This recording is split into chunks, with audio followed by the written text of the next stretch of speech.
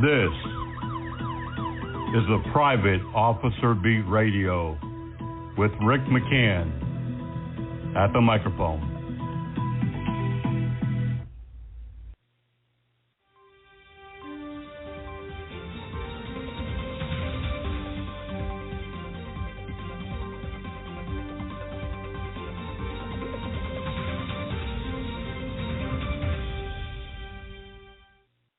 We start today's radio show off with breaking news. 8 security officers have been murdered during the past 10 days. 2 others dying of work-related injuries or medical emergencies. The latest was a double homicide. 2 security officers gunned down in Columbus, Ohio. Police have some photos and videos, but they don't have anybody in custody. Several other murders happening in the same day. We have all of this and much more coming up on today's radio program. Hello, everyone, and welcome to the Private Officer Beat Radio, a production of Blue Ram Media Group, LLC, and Private Officer International, broadcasting live from the Blue Ram Studios, and we've got a lot of information to bring forward to you on this week's program. If you don't already get our newsletters, you should reach out to us at privateofficer.org, and you can sign up for newsletters today. And also read our daily news blog at Private Officer Breaking News. .blogspot.com, and be sure to follow our social media on Facebook at Private Officer International and on Twitter at twitter.com/Private Officer. Well, as I just alluded to, we've got a lot happening, and we always do. Of course, we've got a lot of breaking news to bring you, and we've got some things that are very important that we want to discuss on today's edition. Remember that Private Officer Beat Radio is also a iHeart radio station. You can download the app right there from iHeart and listen to our radio shows any place in the world, on the go, at work, or driving on down the road. We're on iHeart and about 3 dozen other locations, streaming live 24/7. If you're not already a member of Private Officer, the international organization, well, you really do need to be. And for so many different reasons, I could go on and on about those reasons. But let me just tell you that as a POI member, you're part of not only a group, but a large family with more than 4 dozen member benefits and so much more to offer to you. Go to privateofficer.org. And remember, you can contact us with any news alerts, questions, or other reasons at helpdesk@privateofficer.com. Well, now that I've gotten all of that out of the way, sounded like a commercial for some car salesman or something, but we have a lot to talk about, and unfortunately we've had a couple more security officers killed in the line of duty, and we've had a couple arrested for shooting or killing other people, and we'll be talking about that as well. This past week and a half, I have run into several folks on the internet and in person talking about how can the security industry keep up with the services. I was in Washington, D.C., Northern Virginia metropolitan area this past week, had some training, some speaking, some fellowship, and during the conversation, and this seems to be happening more and more, many want to know how can they keep up with performing all of the various duties and jobs that security officers and private law enforcement are being asked to do today. As I alluded to a couple of weeks ago, I wanted to talk about this very subject as company owners, employees, and even clients wonder what is too much. What's too many responsibilities, too many duties? What's the limit? Is there any limit that a security company should stop and just say, no, we cannot do that? Well, I can tell you that, having been around in this business for many years, that most companies just won't say no. They don't know when to say no. They don't know what they don't know, and they're going to accept the contract, and they're going to put forth a good faith effort most of the time, but many times they take a contract knowing ahead of the time that, they probably cannot service that contract. We'll be talking more certainly about that today, because that is the topic of today's radio program.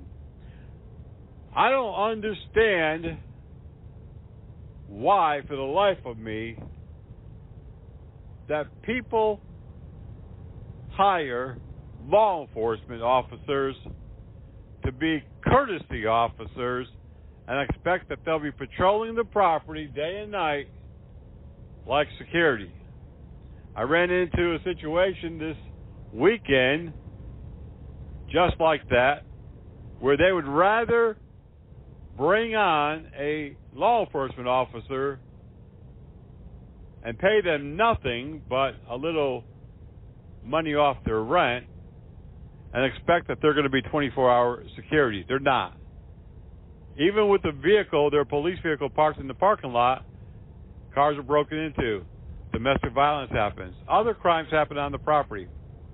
My experience has been that most police officers already have a second job, so when they move in, they're not only working their police duty job with probably a ton of overtime, they're working a secondary job as well, or a second gig.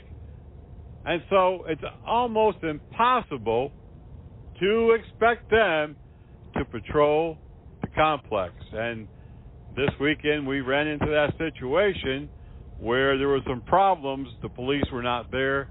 They were not around. The courtesy officer, that is. And when he returned to the property, he said he would be more visible, but never promised to do any more than he already is. More visible could be he drives his patrol car through a couple of times while he's on duty. Who knows? We've had so many people, so many law enforcement get in trouble for contracting security while working their law enforcement job at the same time. We're going to take a quick break. You're listening to the voice of the Frontline Protector on the Private Officer Beat Radio. Are you looking for the finest private security officer training in the Charlotte metropolitan area? Do you need PPS qualifications in armed or unarmed training? Or maybe you're over there across the line in South Carolina and you need the SLED training. Well, we've got the right training at the right time for you. Premier Training Academy, located at 5624 Executive Center Drive, Suite 142 in metropolitan Charlotte, North Carolina. Give them a call today, 704-806-4933. They also offer firearms training, personal protection, first aid and CPR, and so much more. Call John at 704-806-4933. Distracted driving is dangerous, but some people just can't seem to help themselves. There's the steering wheel propper, the sneak-a-peeker, the fast roller, the night-lighter. And it's not long until they become the fender-benderer, the got-a-ticketer, the veering off the road, the driver who kills someone. Enough with the phones already. Just put them down. this past week, 3 different violent incidents involving private security once again highlights the problem with unarmed security in 2024. While I don't believe that every security officer hired can adequately be trained and put out there as an armed officer because of various reasons, I don't want to negate that or dismiss that, because in today's world, in the real world that most people don't live in, it's violent. Attacks and shootings and murders and all of what's happening with law enforcement is not just taking place with sworn officers, but it's also taking place with those working in private security. And these 3 incidents highlight more than ever the dangers and the very serious concerns, but it doesn't really seem to me as if anyone's taking it too seriously. Coming out of Memphis, Tennessee, at a private college, not a grammar school, not an elementary school, not some little business, but a college. A private security officer working at the Rhodes College at around 2 a.m. last week noticed while she was in the office the interior lights were on one of the patrol vehicles, a 2023 Dodge Challenger. She went out to investigate. She saw someone inside the vehicle. The woman, the security officer, tried to hit her car's kill switch. It might have been her own car and not a patrol car, a Dodge Challenger. And anyway, and when she did that, and the man saw her, he got out of the Challenger and fired a gunshot, 1 round, toward the female security officer who was unarmed. The man then ran after the security officer, a woman. As she fled back into the security office, he pointed a black revolver at her, demanding the car keys and her personal phone, wallet. He also stole a work laptop from the office. He stole a debit card, a credit card, and some other items from the security officer, who was helpless. She neither could fend off the suspect, nor could she call for help. He was holding her at gunpoint. We call this kidnapping. You don't have to remove the person from their area to be charged with kidnapping. This was a carjacking and a kidnapping and a felony assault where he fired a round at her.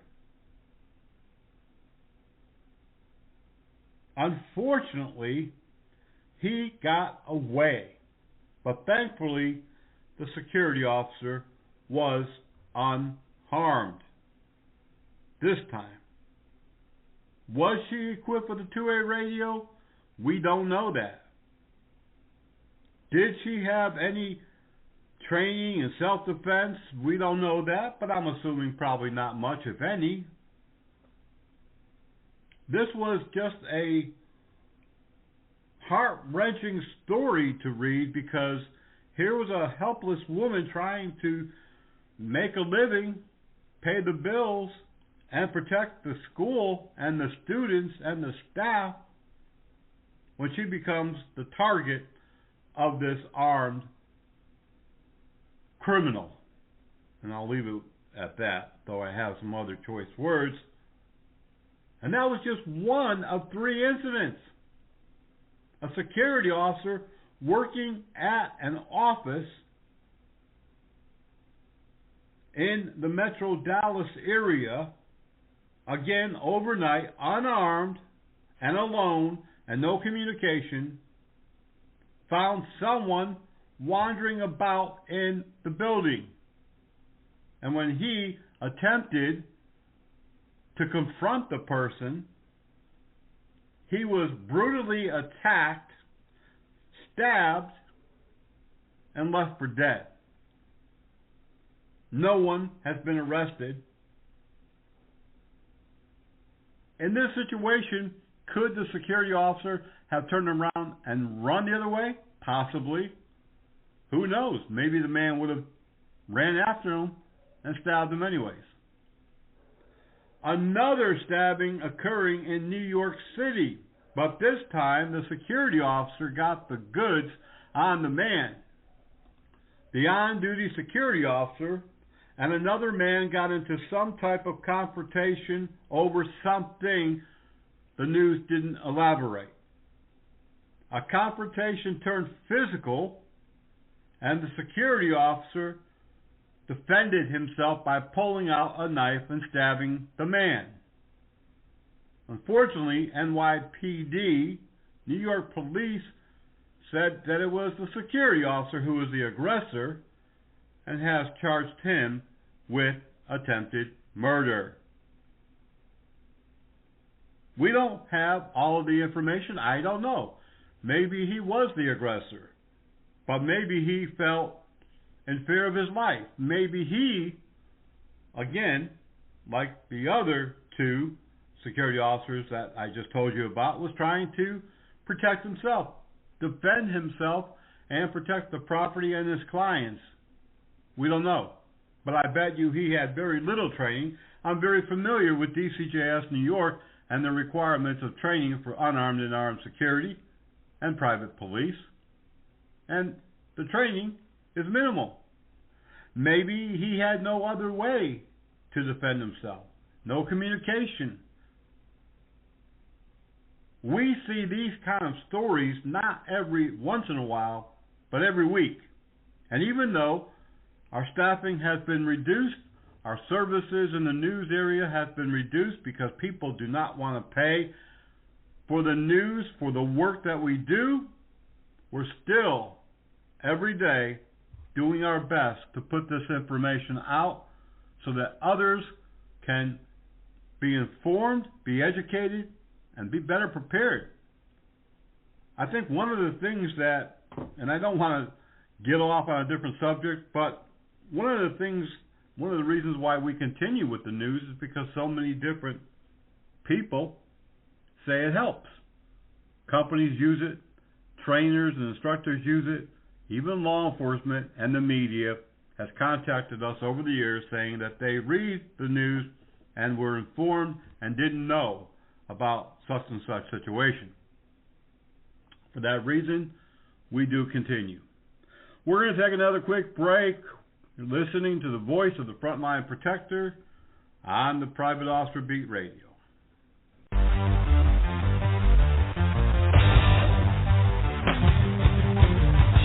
From coast to coast, cops are cracking down on seatbelt violations.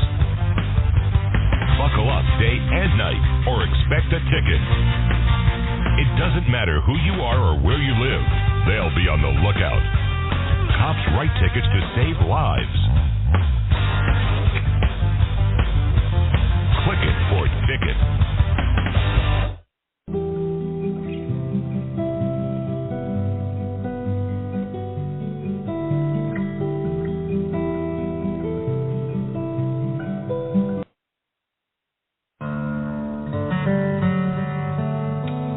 They say if you want a wish to come true, never tell anyone. But there is one wish that can make the difference between life and death. And this wish can only come true if you tell someone. Please, let your family know you want to be an organ donor. Human trafficking is slavery. And it happens all over America. Any child, any woman, any man could potentially become a victim of human trafficking. I am a victim of labor trafficking. I was victim of child sex trafficking, but now I own my body. Human trafficking is any kind of forced labor. It can happen to anybody. I am a mother. I am an author. I am a son. I'm an advocate. I am an educator. I'm a sister. I am a brother. I'm so much more than what happened to me. I am strong. I am brave. I am outspoken. I am compassionate. I am a survivor. I'm a survivor. I am a survivor. I am a survivor. I am a survivor. I am a survivor of human trafficking.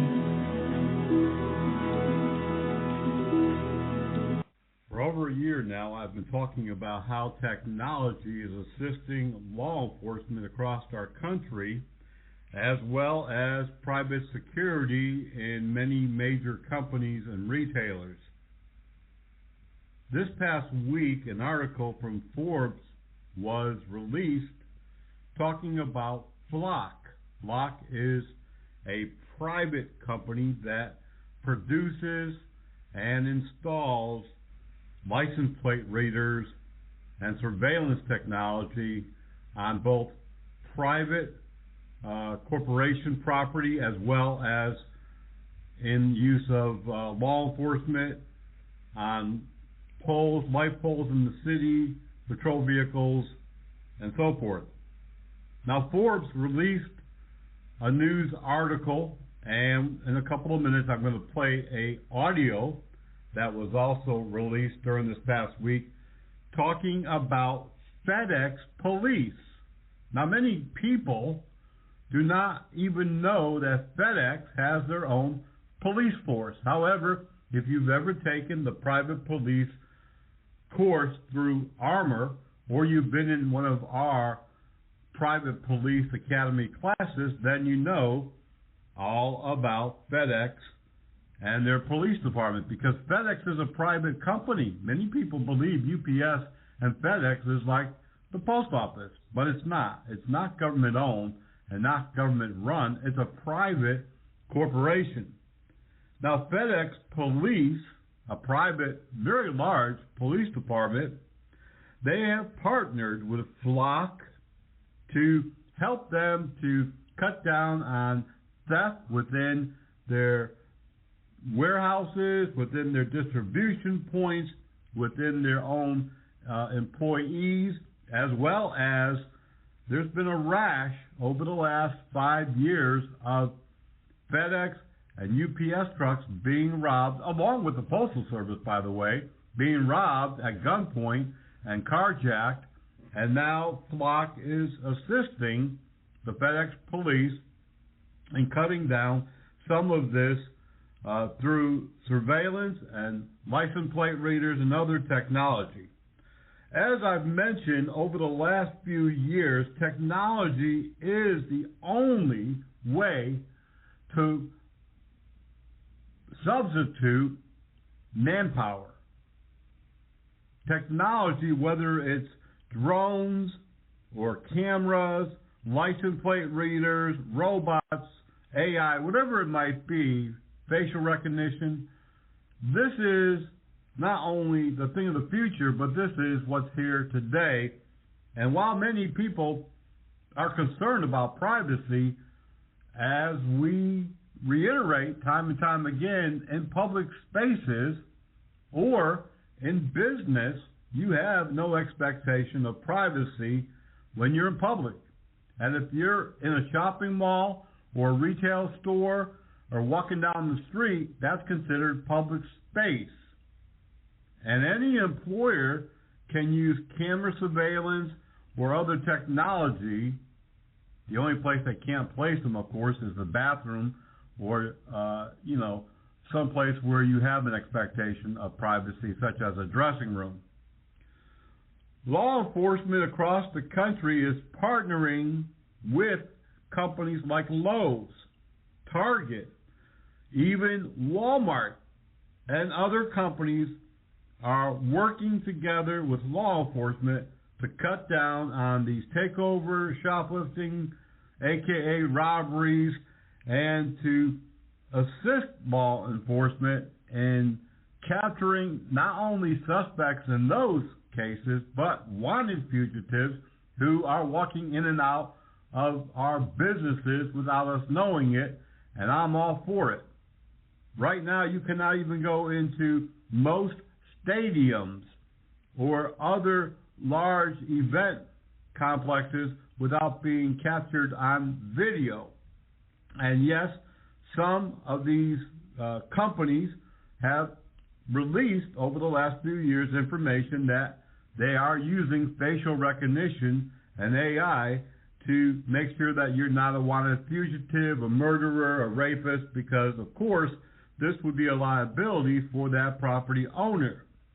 Many, many, many companies have gotten into the use of technology, whether for their own private reasons or to assist and aid law enforcement. But as you're going to listen here momentarily to this news article, it sounds like they're making it up to be a bad thing, or maybe even a little bit of bias on the side of Forbes.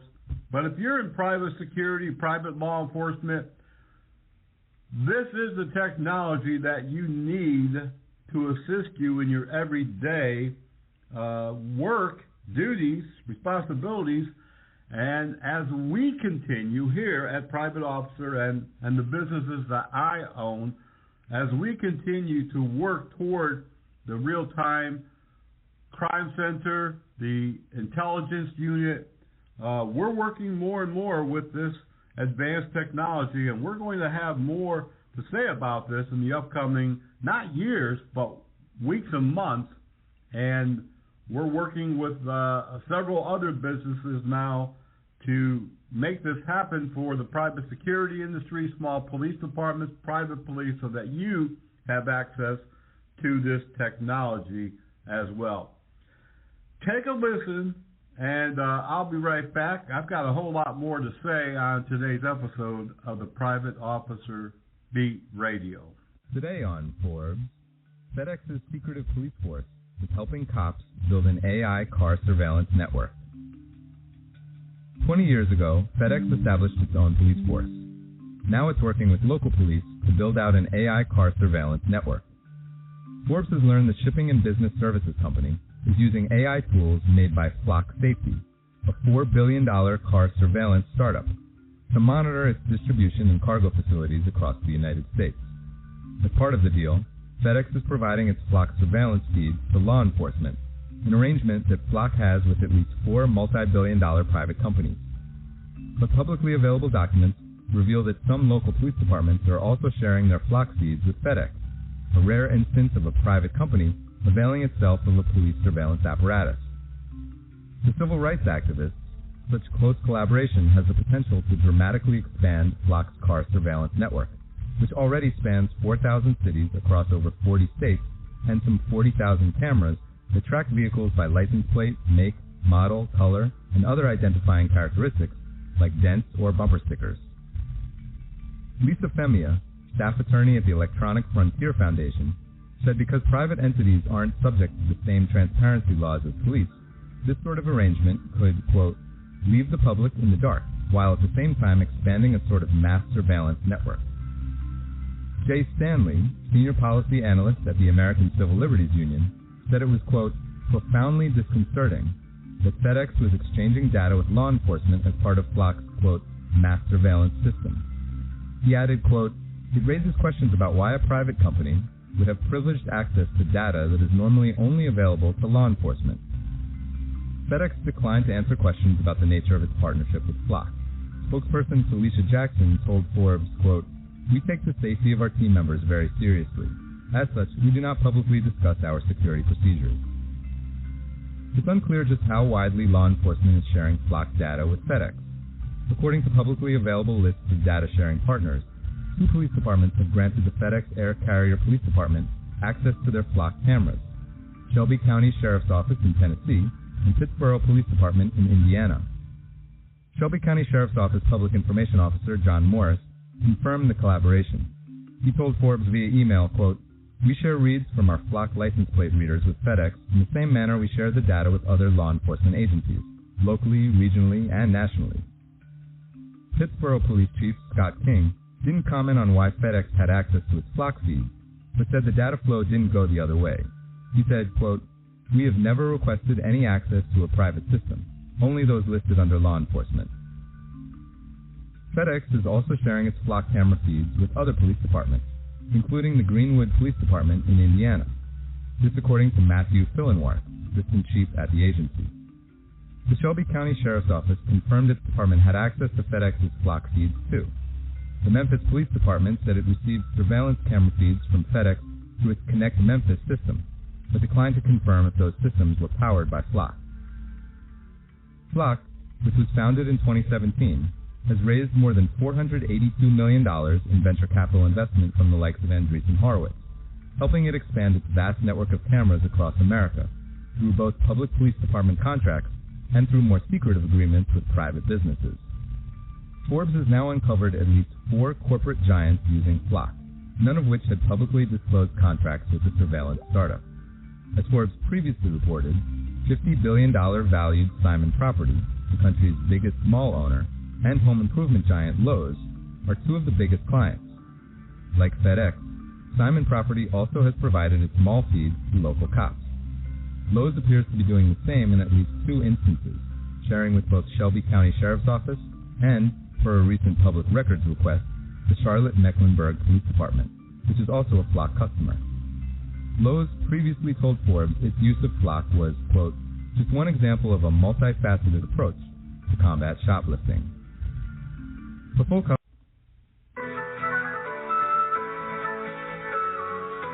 Hey everyone, you're listening to the Private Officer Beat Radio, a production of Blue Ram Media Group LLC and Private Officer International. We'll be right back. If you're not already receiving breaking news and our bi-weekly newsletter, Officer Down Reports, and discount training news in your personal or business email, then go to our website right now at privateofficer.org. Privateofficer.org. A Dropbox will come down, just fill out your info, and you'll be the first, one of the first, for sure, to know about what's happening in the security industry.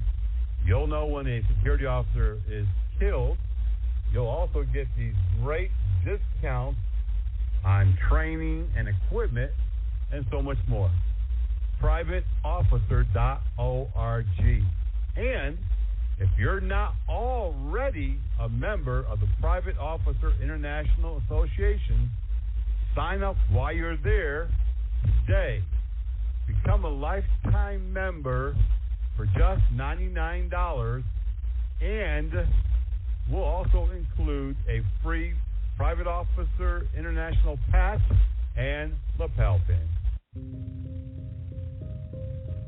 I met Luke when I was 3 or 4. We kind of grew up together. He got his license when he was 16. We were going to the beach, and Luke was driving. I was in the passenger seat, and all of a sudden, I don't remember anything. I wasn't conscious for it. We got hit by a drunk driver. I feel like I knew right away that it was never going to be the same.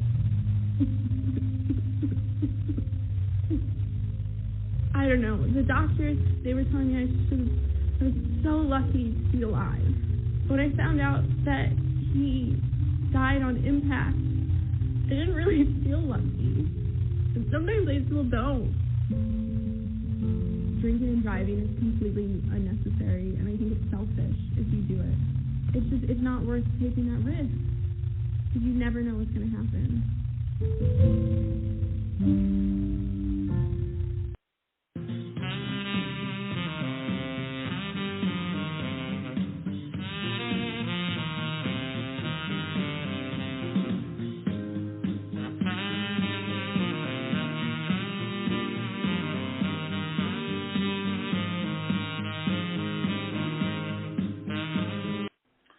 week, besides all of the violence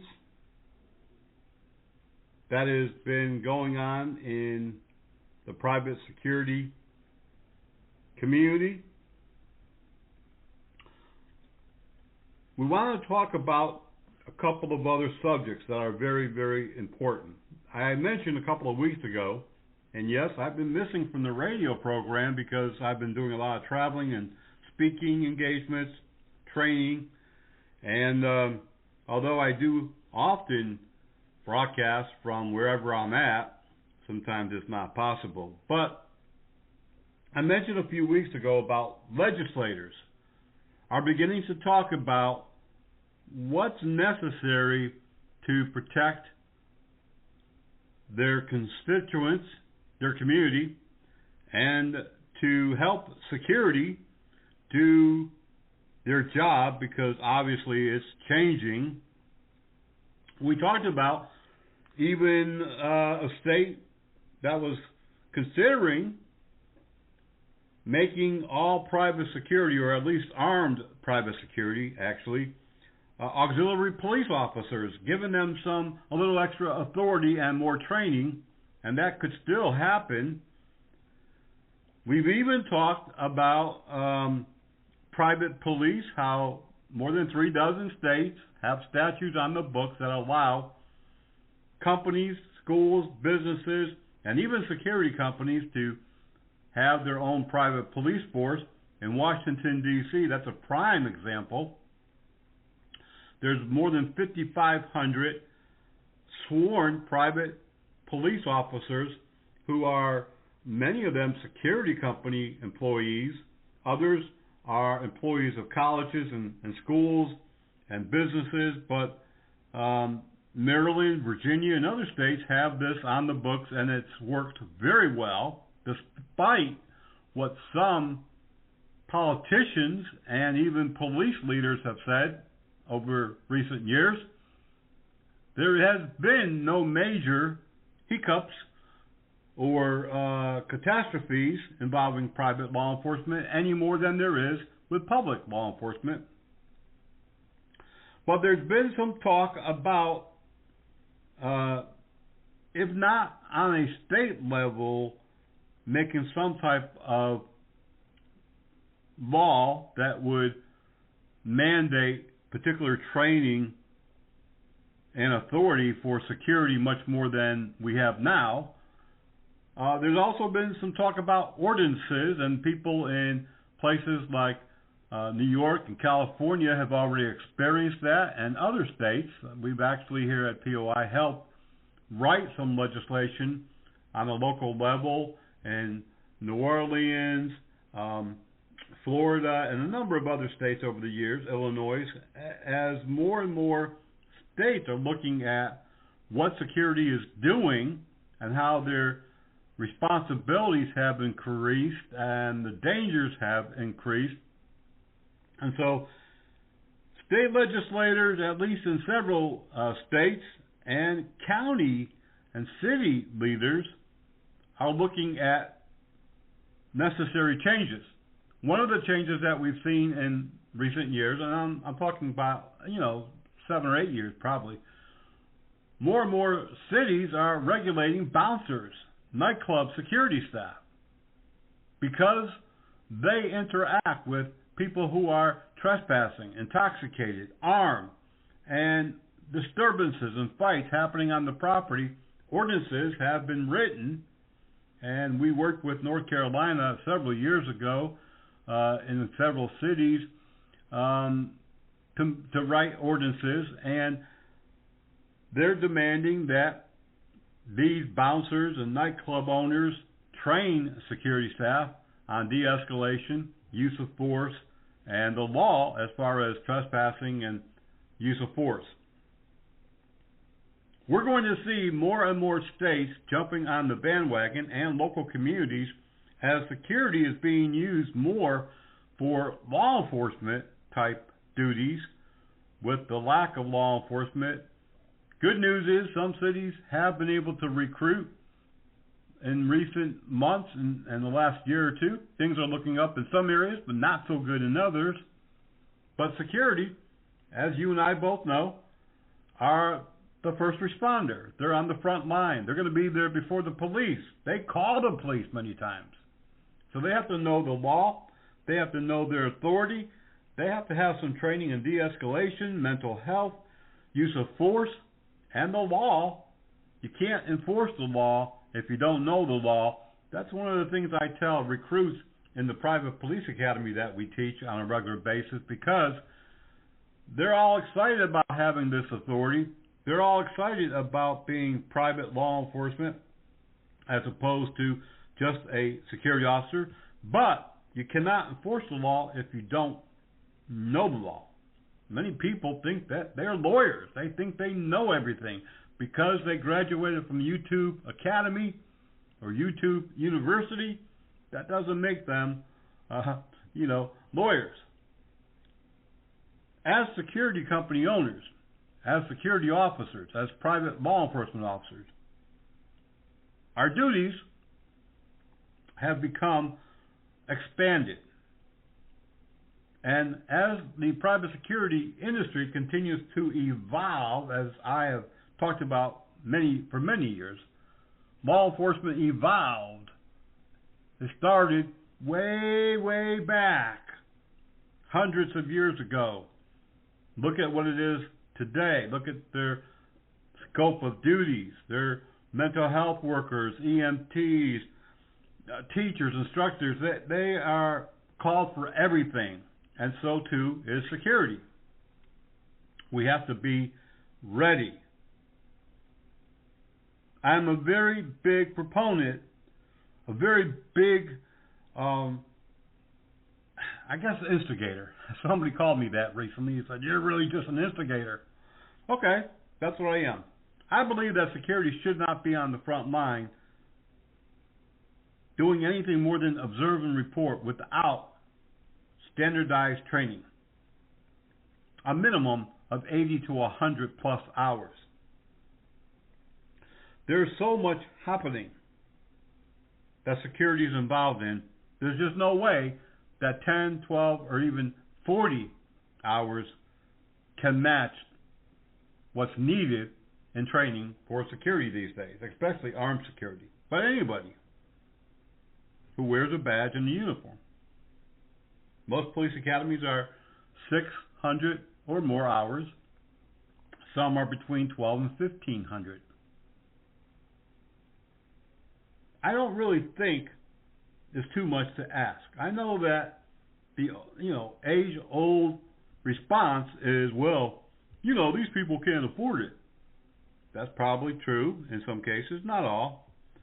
But as I often say, EMTs, they pay for their class, hundreds of hours of training.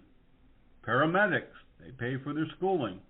I just talked to somebody who's going through nurse school, who's an EMT, and they are paying their way. There were some scholarships, but they were too late to get them, and so they're paying their way. Security is a trade. Just like a plumber, electrician, paramedic, firefighter, it's a trade, it's a profession. And no longer can be looked at as just, something to fill in the gap between this job and the next. It's a profession. As many people in the security industry have stayed for 10, 20, 30, even 40 plus years. I just read about a man who just retired, 54 years in security. He never was a cop, but he worked in different areas of security. He just retired from high school, and he'd been there for quite a number of years. So we have to consider all of these things. We have to consider the day and time that we're in. We have to consider the violence that's happening against security. We have to consider the necessary training, equipment, technology, and all the other pieces to the puzzle to not only protect our clients, but to protect our staff. And unfortunately, many security companies are not looking at it this way. And it's very frustrating for us here at Private Officer International, as well as myself personally, and some professional security people that I talk to on a regular basis. We want more. We want to see more action from employers. We want them to be more responsible. More and more security personnel are being injured on the job, being killed on the job, being carjacked, kidnapped, and all sorts of madness happening, just like in law enforcement. Over the next few months, we'll talk more about technology and how that can help us. But we also need to talk about an increase in training. And you know what I really find funny? People want the authority. People want to wear the uniform and the badge. And people want to, act in good faith to do the job. But they don't want to take the training. They don't want restrictions, policies, or procedures. They don't want to adhere to the law themselves, but they want to enforce it. We need, in this profession, to get on board with professional education, professional management, professional tools, and do the job the way that it is now being required.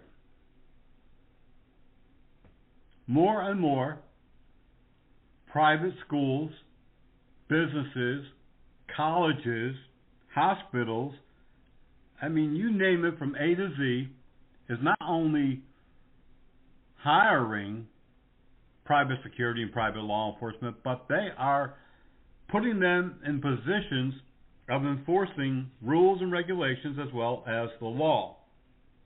And of course, you need to know the difference between rules and regulations and the law, because they're quite different actually. We need more mental health training. We need more force training. We need better understanding of the law, what we can and cannot do. And I know the sermon continues to be the same almost every week. But the truth is the truth. If you would like to send me an email, helpdesk@privateofficer.com, you can tell us what you recommend. You can tell us something that's happening in your area. You can even put somebody in for an award. The key here is to communicate. The key here is to be on the same page no matter what company you work for. We recently, and I'll close with this,